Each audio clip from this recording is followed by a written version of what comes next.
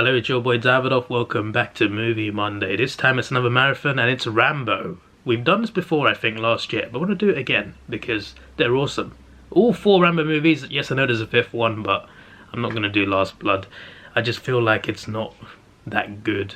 Like, it's deep. Like, it made me feel something really bad when the girl died. That was a really sad scene. And it was the only scene in the movie that made me feel something, you know. It was a harsh movie, but it didn't feel like a Rambo movie, and it was a little too small scaled in a way. It didn't feel like Rambo until the ending, like when he kills everyone in the house. That is Rambo, right? Before that, it felt more like Liam Neeson's Taken in a way, just a bit more hardcore. There was some good action in it, sure, and I get what they were going for, and the idea they went for could have worked, but the execution wasn't there. The execution wasn't that good, to be honest. But it was a tragic story for the girl. It was really sad. Like, it's kind of, you know, the hero doesn't always get what he wants. So, in that sense, like, in terms of, like, life doesn't always work out the way he wants it. It was kind of a reality check. I don't know how else to explain it, really. Because, like, the whole movie was about him saving his, I think it was his niece. The whole movie was about him saving his niece. And he saved her just for her to die on the way home. Like, that is just... I mean, it's brutal like Rambo. It's sad like Rambo. But still, like, that is something else. But despite that, the movie didn't seem too great, to be honest with you. It just wasn't for me. It could have been better, and it just wasn't. But it is what it is. I just don't fancy rewatching it, to be honest. But I have got the first 4 right here in a great box set. I love this box set. One of my favourite box sets that I have. And I've been upgrading most of my collection to 4K this year. I had a lot of Blu-rays. Now I've got a lot more 4K because I've done upgrades for most of my collection. I haven't upgraded these. Why? Because the box set's too cool. It's a silly reason, I know, but look at it. It looks awesome. Why should I buy them in 4K when I got this? It's just packaged so well. I love it. Just look at it. Brilliant packaging. It looks cool. That's where I'm watching First Blood right now. Part 2. Rambo 3 and Rambo 4. Unbelievable. I accidentally selected French on the Blu-ray. Brilliant. Usually the UK comes top with the region codes and everything. Australia was top, UK at the bottom. I went all the way down. Okay. But it kept going down and up again until France. As long as movies in English, I'm good. So there was a language option to change to English, which I did. It defaulted to French and changed it to English, and there's French subtitles on.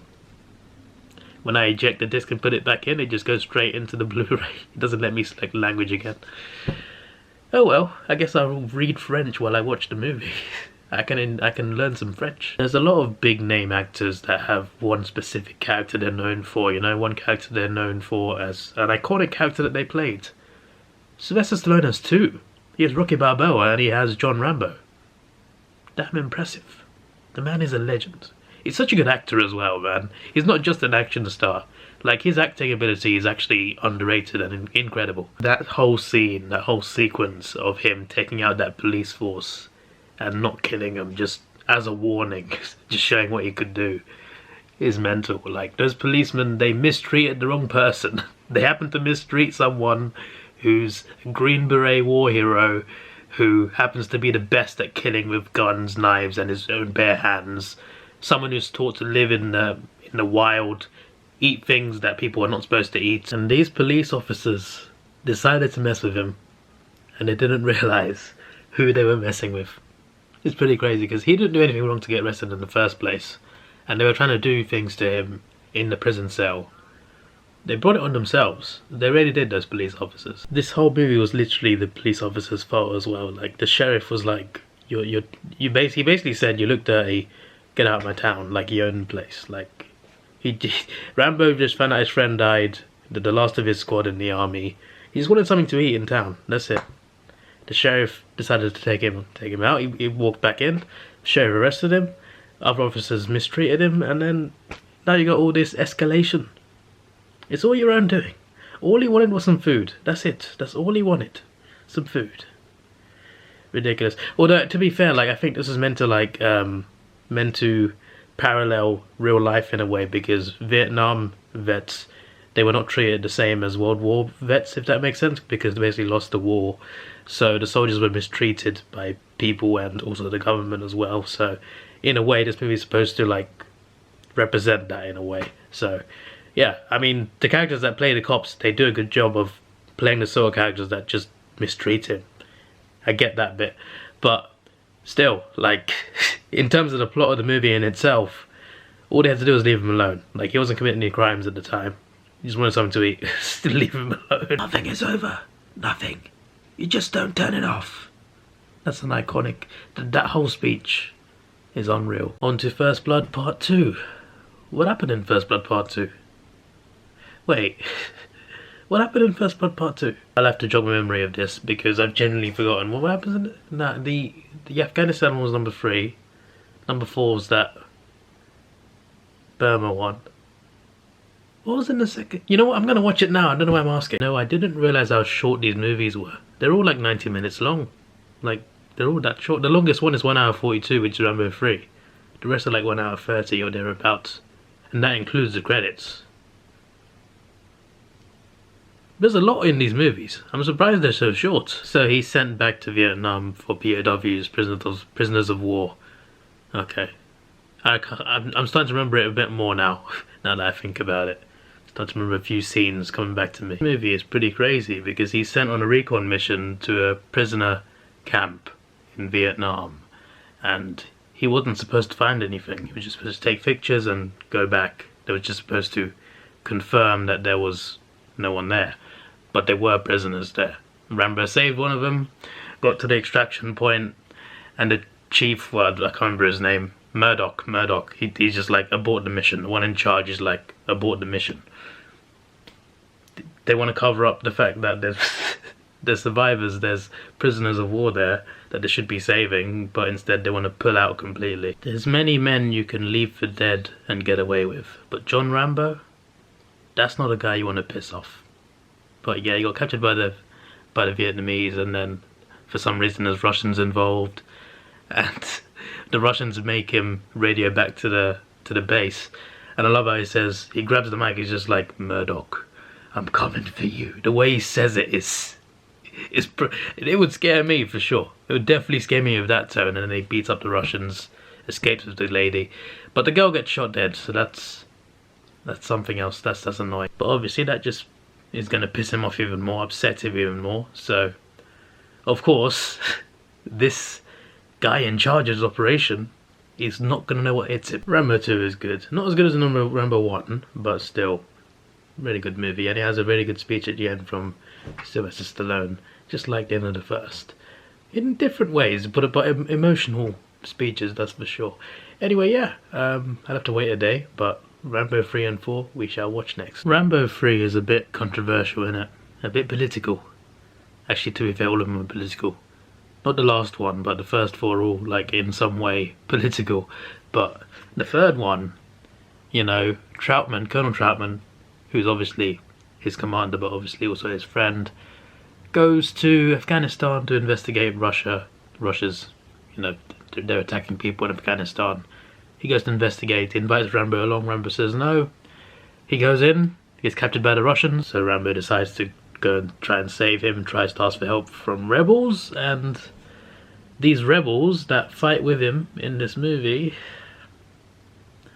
they are certain people that you might know who are currently in Afghanistan. You know, I think you know who I'm talking about. I'd rather not say the name. But considering who those rebels technically represent, this movie did not age very well. Considering what happened recently in Afghanistan, the fact that the rebels are on the good side, helping Rambo against Russians, did not age well. As an action movie, good, but in terms of like, in relation to real life, this movie just did not age well. It just didn't at all. I'm pretty sure they changed the credits at the end as well. Like, I don't know what they said originally, but On the movie credits it says a tribute to freedom fighters in Afghanistan or something like that. But I think there's something differently before, but they changed it because of real world events. But that's pretty crazy. This came out in 1988, so a while ago, but still, when you consider what happened after that in Afghanistan and who those rebels actually are, oh my days. Also, the guy that helps him looks a little bit like Mohamed Salah, you know, the footballer for Liverpool, if you know what I'm talking about. Just in case you don't watch football, that's what I'm talking about. He doesn't look exactly like him, but the face has similar features.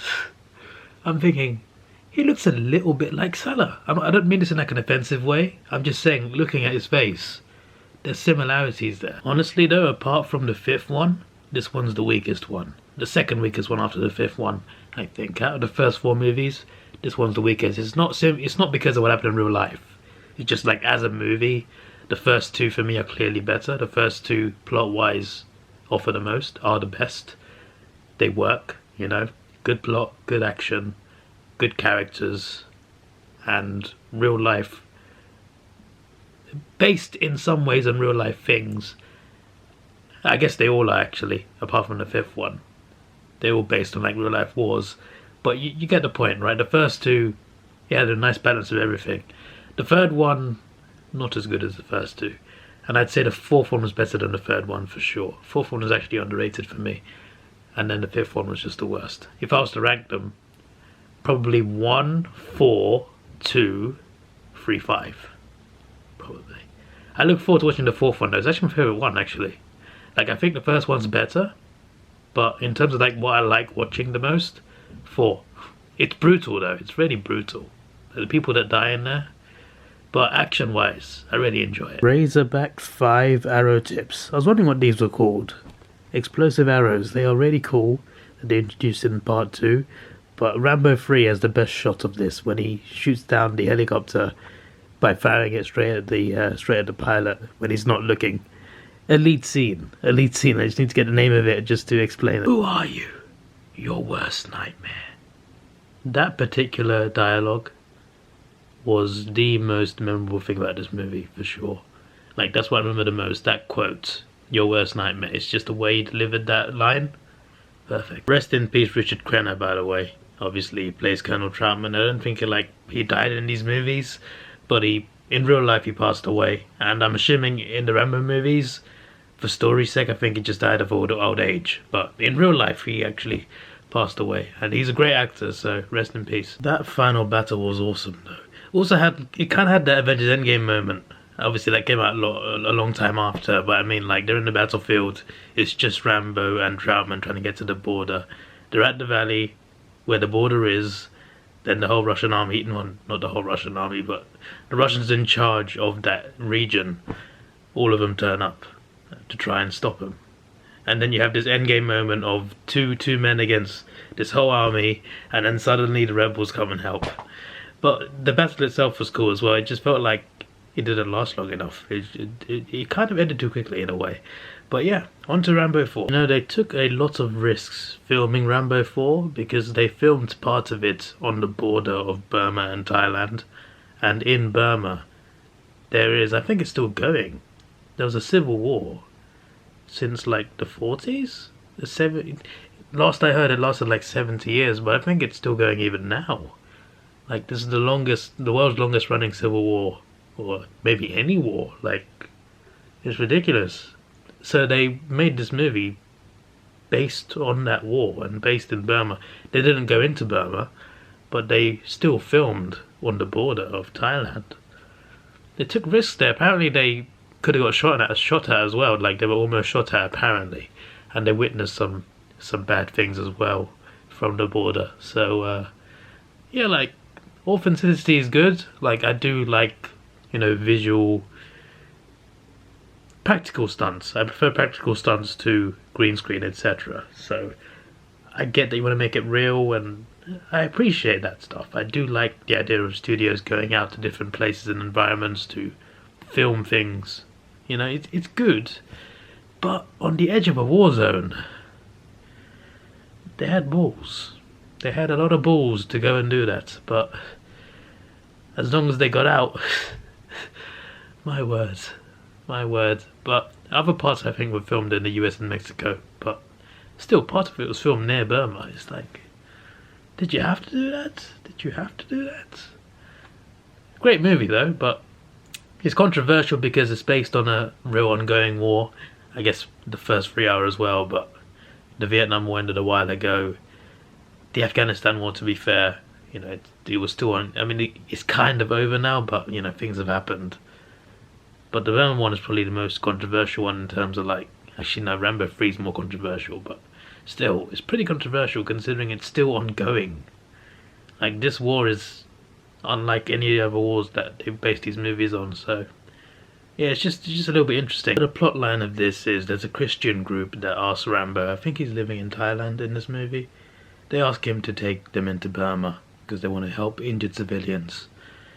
And reluctantly he takes them there, and he comes back because they said they want to make their own way back.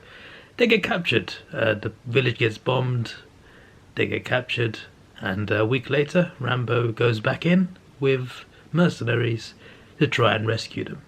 That's essentially the plot, and the best part of the movie is when they escape, because it leads to a final battle next to a river, which is pretty damn crazy. Things happen so fast in this movie, you know. I think it's the shortest Rambo movie. It's 1 hour 31 including the credits, which is very short for any action movie, but it works. I feel like it's fast paced, maybe a little too fast. There's not many scenes where the movie relaxes. It literally just goes for it almost the entire time, which I enjoy. I enjoy the action. I mean, a lot of it's quite depressing considering it's based on a real war, and like there's some brutal things happen to innocent people in this movie. Obviously it's just acting in this, but still. But when Rambo actually gets to do his stuff, it's bloody awesome at the end. But yeah, things happen so fast, the pacing is crazy, but it makes for great action, and you know, it's in a way it's sort of like short entertainment in a way. Like an hour and a half is very short for an action movie when you think about it, but they put so much in an hour and a half and they speed it up. You know, sometimes short run times can actually help with that, so that's all good. And I bet they're counting themselves lucky that they got separated when they escaped, because that allowed Rambo to help them, and the sniper as well to help them too. Rambo getting on that big MG to save everyone, my word.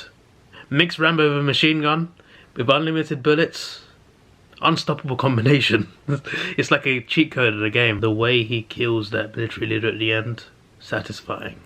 Brutal, but satisfying. And there ends my marathon. I will not watch the 5th one, but I'm gonna go on YouTube and find the final scene. You know, the scene where he takes everyone out at the home in well, at the house, like in the trenches and the tunnels that he built. That was a good scene at the end. Brutally taking people out. So I'm definitely going to rewatch that scene on YouTube. But apart from that, I don't fancy watching it, to be honest. Maybe some point, maybe sort of down the line, maybe next year, maybe Monday, maybe I might stick it in an episode somewhere, but we'll see. But for now, my marathon is satisfyingly ending. Next up will be Die Hard. Yes, I've been waiting to rewatch Die Hard for a while, and I thought, hey, instead of rewatching it, let's do a video on it as well. So, well, I'm rewatching it, but I mean, like, instead of rewatching it by myself, why not do a video about it too? So those are coming. Also, those movies are quite short as well. I think longer than these, but still pretty short, so should be fairly easy to get through, and they're good action movies, all 4 of them. I'm not doing the 5th one, just like a Rambo. This is your boy Davidoff. Please like, share, subscribe. Thanks for watching, have a good day, and see ya.